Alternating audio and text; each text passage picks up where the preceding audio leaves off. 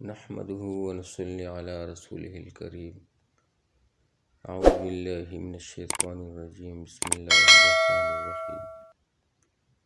میرے پیارے بھائیو، بزرگوں، دوستو، چھوٹو بڑو، السلام علیکم ورحمۃ اللہ وبرکاتہ۔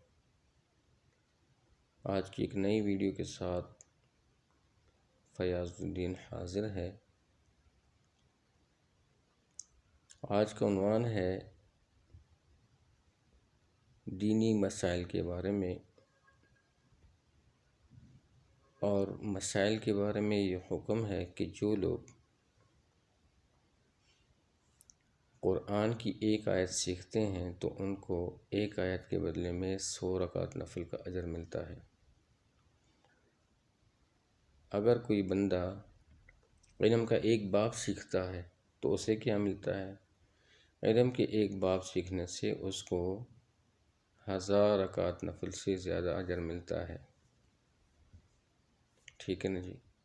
مسائل جاننا بہت ضروری ہیں، اور یہ ہماری زندگی کا بہت بڑا حصہ ہے کہ ہم لوگ دینی مسائل سیکھ کے آگے بڑھیں۔ اس کے لیے علماء کرام کے ساتھ بیٹھیں سیکھنے کے لیے، اور یا اچھی ویڈیوز دیکھیں تاکہ وہ ہماری سمجھ میں آئے کہ زندگی کیسے گزارنی چاہیے اور اس کے عوامل کیا ہیں اسلامی روح سے۔ جیسے کہ الحمدللہ ہم ہر نماز کے لیے وضو بناتے ہیں، تو وضو کے اپنے شرائط ہیں، اور وہ کیا ہیں؟ وضو کے 4 فرض ہیں۔ تو میں یہ چاہتا ہوں کہ سب کو اس کا علم ہو جائے، کہیں کوئی چیز رہ نہ جائے، کیونکہ وضو میں اگر کوئی غلطی ہوتی ہے تو نماز نہیں ہوتی۔ اگر وضو کو ایک بندہ خشوع و خضوع سے پرفارم کرتا ہے اور پھر بہت ہی آسان طریقے سے اللہ سبحانہ تعالیٰ کے سامنے کھڑے ہو کے نماز ادا کرتا ہے، وہ نماز نہ صرف مقبول ہوتی ہے بلکہ بہت ساری عبادات کے قبول کرنے کا ذریعہ بنتی ہے۔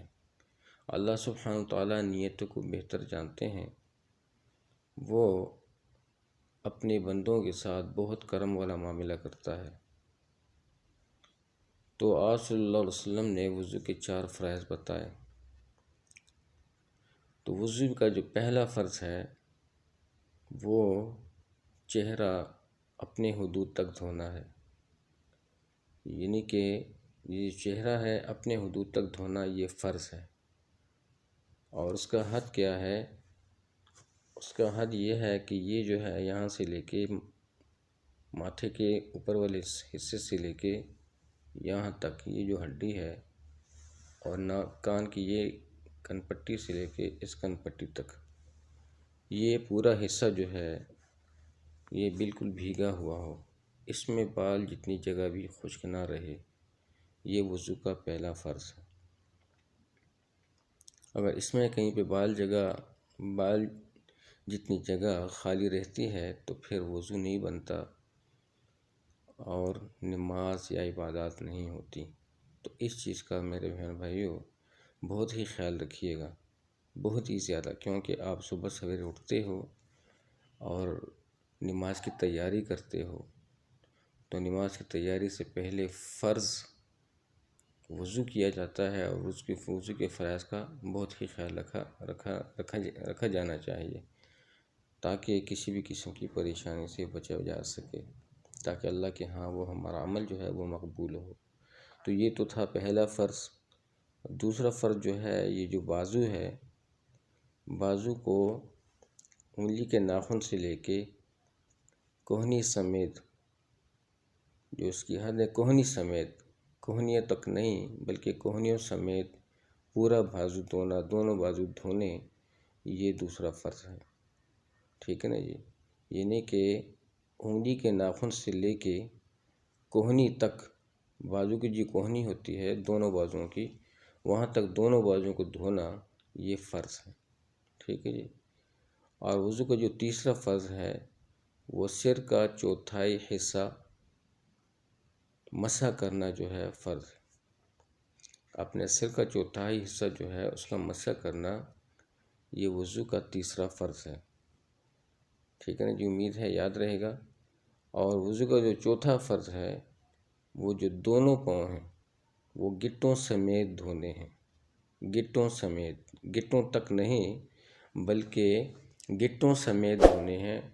اور ان دونوں پاؤں کے بیچ میں یعنی جو انگلیاں ہیں، جو پہلے دایاں پاؤں دھونا ہے، ٹھیک ہے نا جی، اور پھر بایاں پاؤں دھونا ہے، اور اوپر سے پاؤں کے اوپر یہ انگلیوں سے شروع کرنا ہے، ٹھیک ہے نا جی، اور پھر نچلے والے حصے کو دھونا ہے۔ تو اس طریقے سے دونوں پاؤں کو دھو لیا جائے اور فرض کی حد تک اپنے فرض کو، چوتھے فرض کو پورا کر لیا جائے، ٹھیک ہے میرے بہن بھائیوں، یہ چیزیں بہت ضروری ہیں۔ اور پھر اگر ہو سکے تو جو پاؤں کی جو دائیں پاؤں کی پہلی جو کچی انگلی ہے چھوٹی والی، اس کے بیچ میں یوں یہ انگلی پھیری جائے، ٹھیک ہے نا جی، انگلی پھیری جائے، اور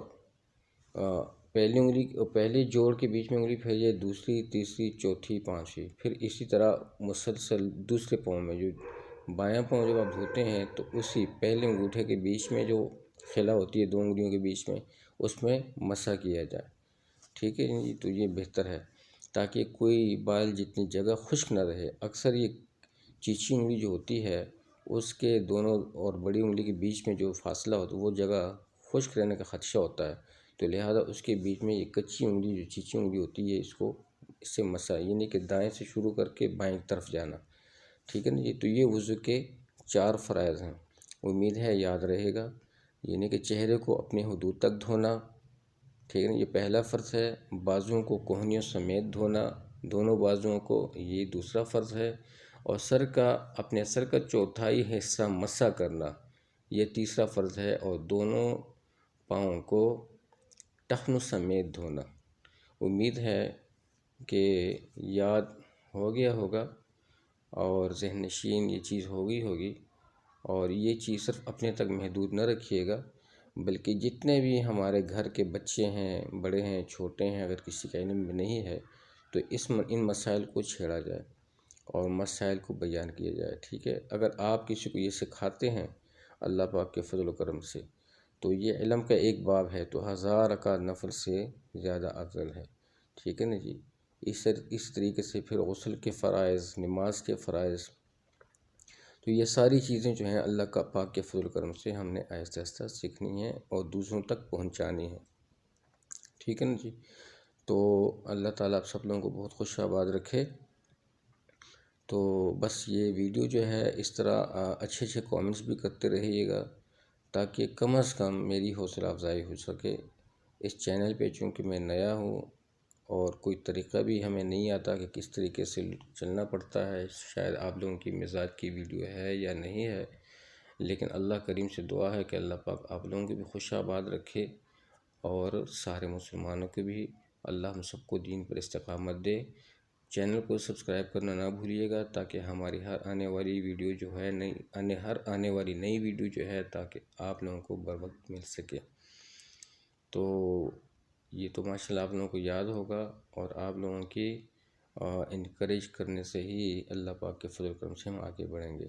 ویڈیو کو مکمل دیکھتے رہیے گا تاکہ ساری باتیں جو ہوتی ہیں وہ ذہن نشین ہو جایا کریں، اور اپنی اچھی رائے سے مجھے بھی کائنڈلی انفارم کرتے رہیے گا کامنٹس کے ذریعے سے۔ اللہ تعالیٰ آپ لوگوں کو بہت خوش رکھے، اللہ پاک آپ لوگوں کو دونوں جہان کی خوشیاں عزت نصیب فرمائے، اور نمازوں کی پابندی رکھیے گا، نمازوں کو قضا مت کیجیے گا، یہ آپ کی بہت بڑی دولت ہے، بہت بڑی دولت ہے۔ اپنے بچوں کو بھی نمازی بنائیے گا اور خود بھی نمازی بنیے گا، ٹھیک ہے نا جی، اور قرآن تلاوت کرتے رہیے گا، جیتے رہیں آباد رہیں۔ اللہ پاک آپ سب لوگوں کو ہمیشہ شاد و آباد رکھے۔ السلام علیکم ورحمۃ اللہ وبرکاتہ۔